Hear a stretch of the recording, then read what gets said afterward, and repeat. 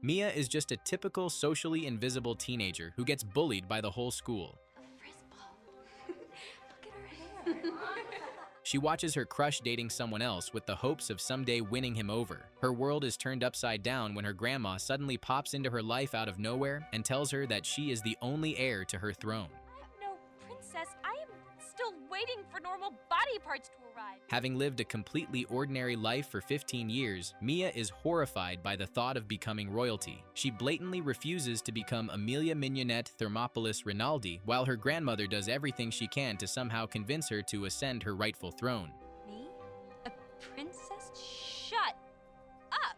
The story begins in San Francisco, where a clumsy high schooler named Mia Thermopolis is living in a restored firehouse with her single mother, Helen. As usual, Mia is running late for school. It is after she hears her mother screaming at her that she picks up her cat, Fat Louie, and climbs down. She gets her bag and goes farther down using a fire pole, where her mother gives her tips like avoiding eye contact during her debate today. Mia grabs her scooter and heads outside, but a dog barks at her and she almost crashes into a trash bin. She speeds towards her school, where her best and only friend, Lily Moskovitz, joins her on the way. The two reach school, where students are fooling around and teachers are rushing everywhere trying to control the chaos, even telling some boys to get down from a wall. At school, Mia is so unnoticed that students sometimes sit on her by mistake. While she is complaining about this to her bestie, she finds her crush, Josh Bryant, spending time with Lana Thomas and gets jealous of her. Later during the debate, Josh gives an argument as to why Grove High School should consider ditching uniforms for good. I think Grove should dump the uniforms and we have casual dress all year round.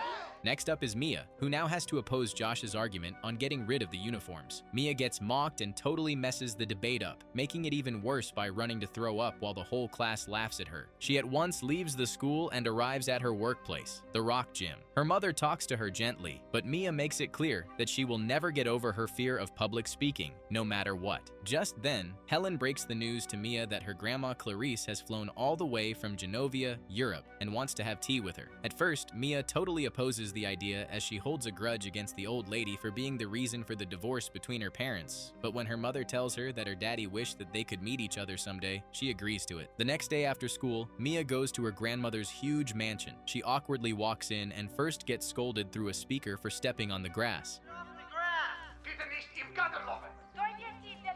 Inside, she ends up touching and nearly breaking several expensive items. When her grandmother finally appears, she looks Mia up and down and comes up with the lamest comment ever about just how young she looks.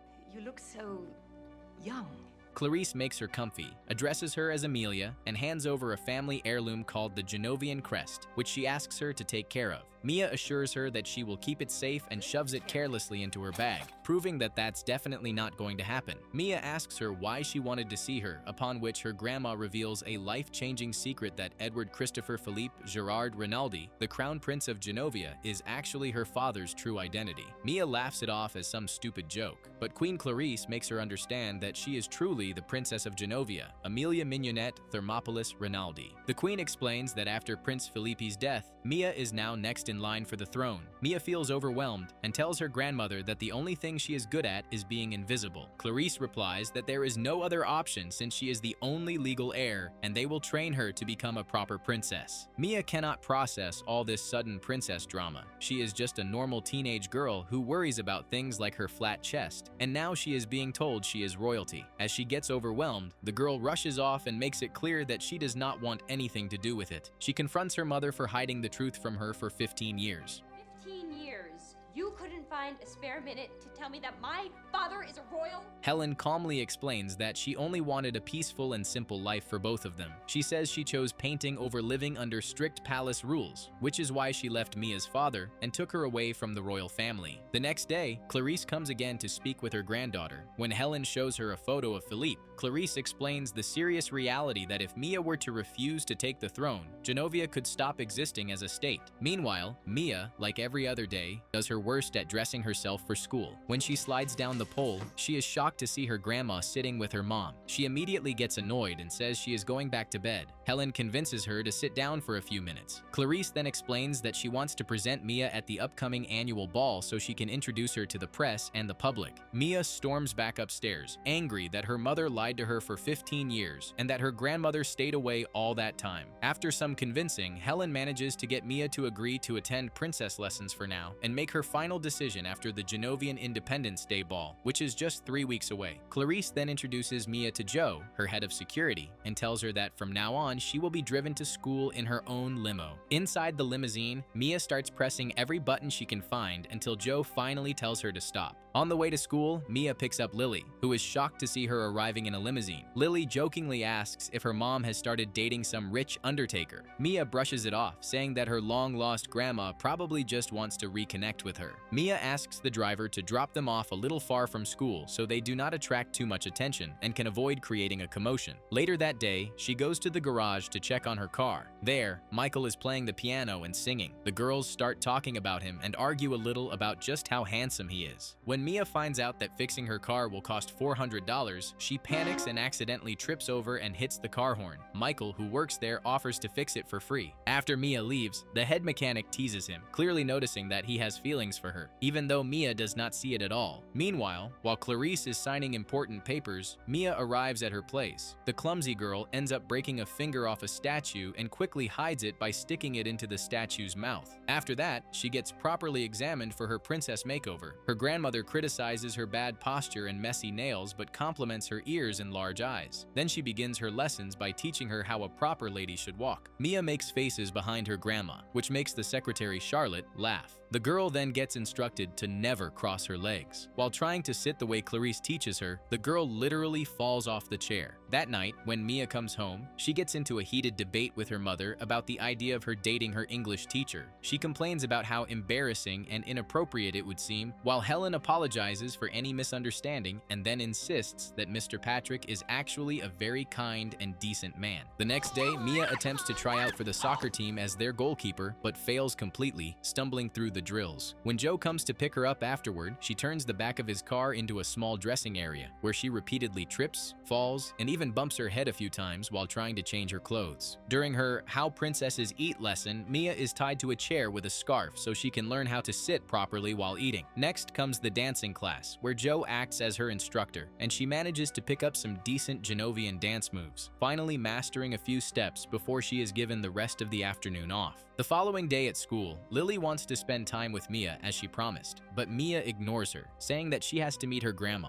Lily gets frustrated and angry, while Mia rushes to the mansion and ends up apologizing again for being late. On this day, Queen Clarice has arranged for a hairdresser named Paolo Puttanesca. Paolo practically screams when he first sees Mia, overwhelmed by her messy hair. The queen makes him and his assistant sign a strict confidentiality agreement and asks Charlotte to keep a close watch on them before she leaves. Paolo begins by trying to straighten Mia's curls, but the comb snaps in his hands. He deliberately breaks her glasses, insisting that she should wear contact lenses instead. Then he carefully works on shaping her eyebrows. While doing her nails, he puts cucumbers on her eyes and tells her that these are pretty much useless. In just a few hours, Paolo manages to completely transform Mia, and the queen gives her full approval. When Mia looks at herself in the mirror, she is stunned by just how beautiful she can look with a few simple changes. When Michael sees her, he instantly falls in love all over again, completely captivated by her new appearance. On the other hand, Lily, perhaps out of jealousy, blurts out that Mia looks terrible and even suggests she should sue her dresser. Her constant sarcasm and biting remarks bring tears to Mia's eyes. As Joe drops them off, he tries to lift Mia's spirits, reminding her that no one has the right to make her feel inferior. His words give her the courage to stand up for herself. Taking off her hat, she turns to Lily and shuts her down, telling her to go see herself in the mirror for once. Lily then admits why she was acting so harshly. She thought Mia was keeping secrets from her and even threatened to end their friendship. Mia decides to tell her everything,